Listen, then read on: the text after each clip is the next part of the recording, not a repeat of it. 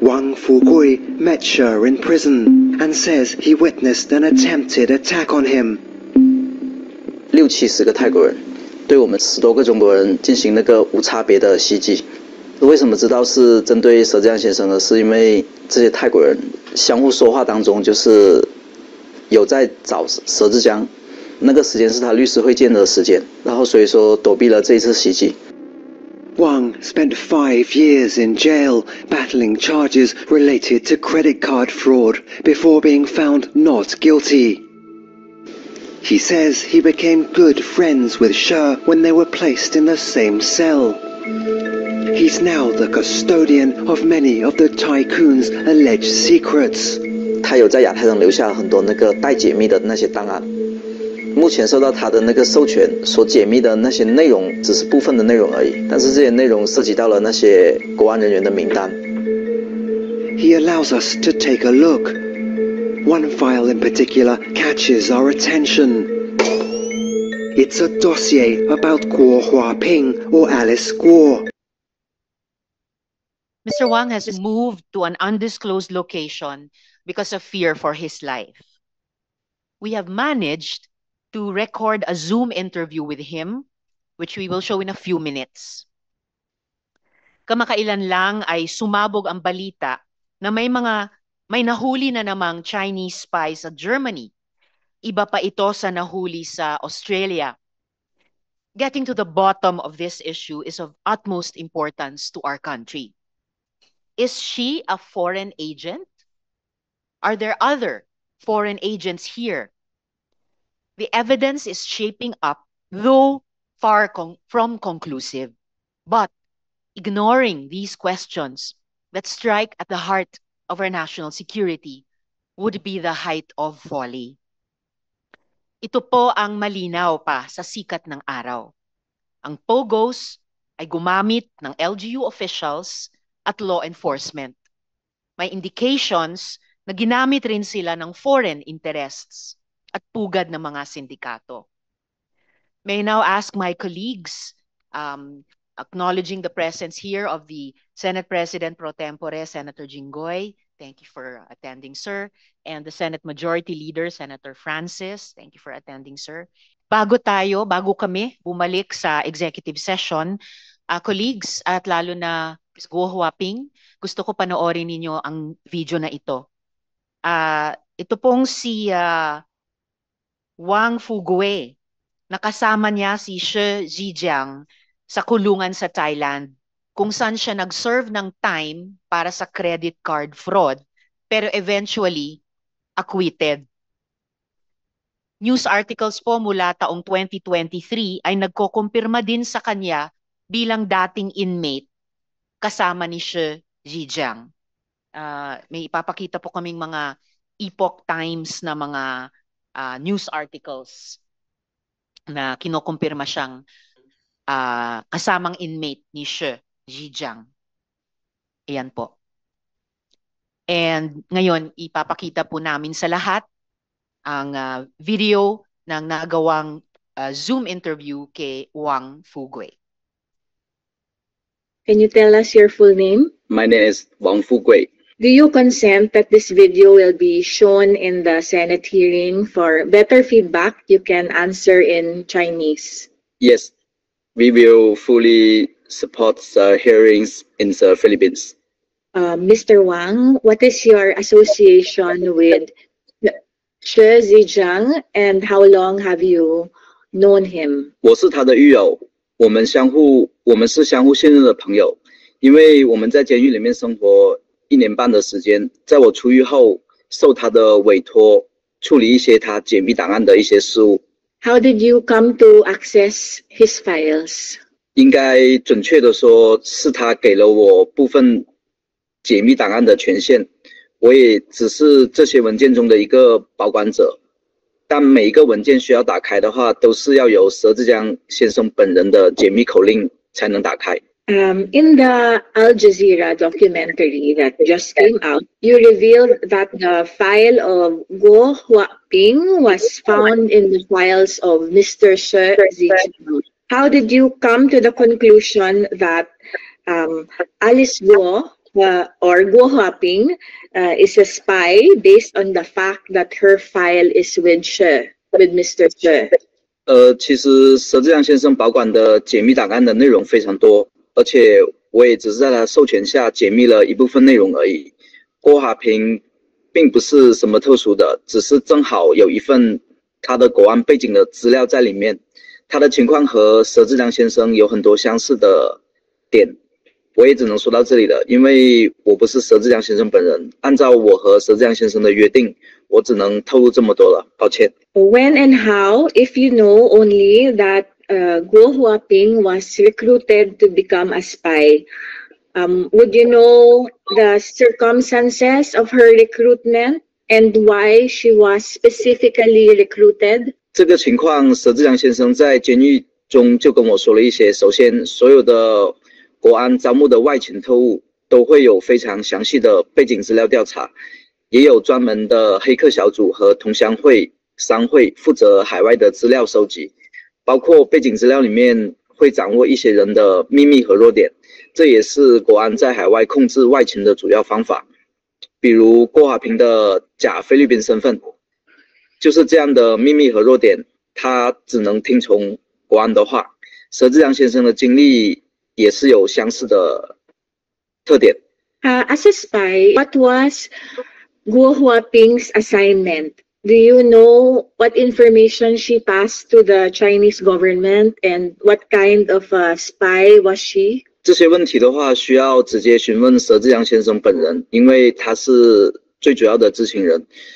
中共国安在招募海外特遣人员的时候，虽然包含专门收集情报的间谍人员，但是也有很多为了中国政府谋取政治和经济利益的，比如有些国家的官员和商人。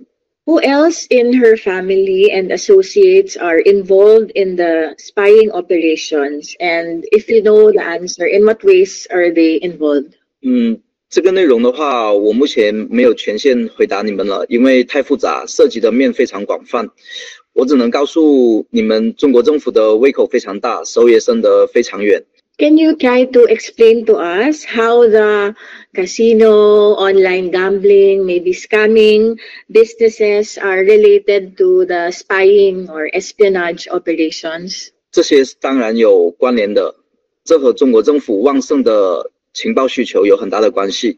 还有一个就是这些和“一带一路”是绝对有关联的，而“一带一路”也是面向全世界庞大的统战和情报战略计划的一部分，包括对外的殖民策略。Why do you think that She is telling the truth? 我是当然相信的。如果你们看了这些文件，你们也会相信。To your knowledge, are there other Chinese spies in the Philippines? 每个国家的都有，而且并不完全是华人。我只能回答这些了。In the Al Jazeera interview, She talked about a handler who was the go-between between Guo Huaping and She. Who is this handler? Is he also working for Yatai, or is he connected to the government? Is he the handler of Guo Huaping? So all things that you can say about him. 这个人叫马东立，他是中共的党员。他是佘志良先生的国安联络人，是红二代的身份，当然他也有一个美国的身份，还有他是泰国华人协会的副会长。他在佘志良先生被非法诱捕之前，是亚太排名第3的高层，他很有可能是郭华平的上线。佘志良先生和郭华平之间的联系就是通过马东立。我也只能回答这些问题了，谢谢。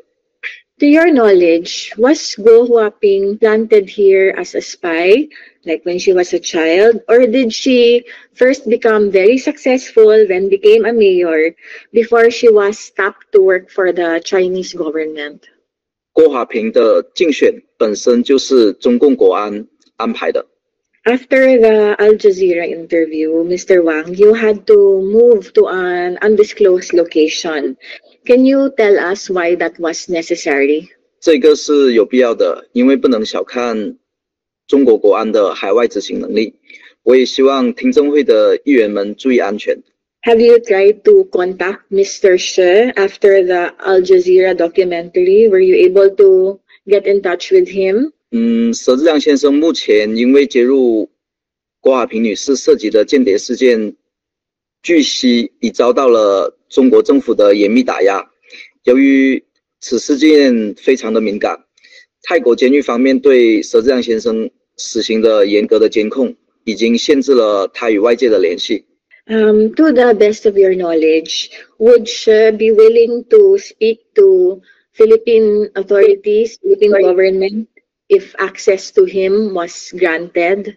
据我所了解，佘志亮本人对菲律宾的感情是非常深厚的，因为的话，他曾经说过，菲律宾给了他改变穷苦身份的机会，所以他很感恩于菲律宾。他本人也说过，他一生从未做过伤害菲律宾人民的行为，而且他在菲律宾所有的商业都是符合菲律宾法律的。So finally, before we move back into executive session, Can you tell us I your wish to full name? express that we really need to talk to Sir Zhejiang and the DFA. Hopefully, should make it happen. Of course, mga kaibigan, we know that Wang and She perhaps have their own agenda and interests, and we are in no way exculpating them from any crimes that may have been committed. The committee also makes of record that it does not necessarily endorse the comments on the illegality of the arrest of Mr. She or its motivations, geopolitical or otherwise. Ngunit, kung mayroon silang sinasabi na posibleng may implikasyon sa ating national security, it is our responsibility to listen and to investigate further dahil the stakes are far too high. Ginawa po namin ang aming homework and we validated some of the verifiable claims in both the Al Jazeera video and Mr. Wang Fugue's statement. Halimbawa, we looked into the travel records of Shi Zhejiang and kumpirmado ko po na he has deep ties to the Philippines at labas-masok po talaga siya ng Pilipinas bago siya nakulong. And we also have the travel records of the mentioned Mr. Ma Dongli. So at this point, ito po yung binabanggit ko pong travel records ni na Wang Fugue at Ma Dongli. So pinapakita po travel records ni na Shi Zhejiang at Ma Dongli. So pinapakita po iba't ibang klaseng mga visa mula sa SEZA at iba pa over a long period of time labas-masok sa Pilipinas. Before we go into back into executive session, the chair recognizes the presence of Senator De La Rosa. Meron po bang opening statement bago tayo bumalik sa executive session? Thank you, Madam Chair. You have the floor. I just would like to emphasize You have the floor, sir. the importance of this hearing. Siguro in the previous hearings that we had conducted, hindi pa masyado na-appreciate ng Filipino people yung importance nitong hearing na ito. Marami nagsasabi na grandstanding lang yan ng mga senador. Gusto lang kuberan yung mga problema ng Pilipinas ngayon. Kaya dyan sila nakapokus kay Alice Go. Pero lately, Madam Chair, with that yung Al Jazeera report ay na-recognize natin na talagang hindi ito basta-basta na hearing na ibaliwalain lang natin. Kaya nga kahit tayo ay naka-break ngayon ay still minabuti natin na pumunta dito because this has national security implications itong ginagawa nating hearing. Kaya Madam Chair, before we go to executive session, I hope that Alice Go will bear it out sa ating because kung sabihin niya lahat sa atin somehow it will help him. It will help her a lot kung sabihin niya lahat sa atin at huwag na tayo lukuhin dahil mas matanda tayo sa kanya, batang-bata pa siya, kahit na sabihin mong seasoned na season or well-trained siya or yung pagka-train niya sa spy ay talagang magandang foundation, still you cannot break our experience as matandang Pilipino kumpara sa iyo, Miss Alice Go. Kaya I hope that you will declare everything during our executive session. That's all, Madam Chair. Thank you. Salamat kaayo, Senator De La Rosa. So at this point, the committee will move into executive session with Ms. Guo Huaping. And I request all the other resource persons to stay on hand para sa resumption ng hearing natin mamaya. Hearing is suspended.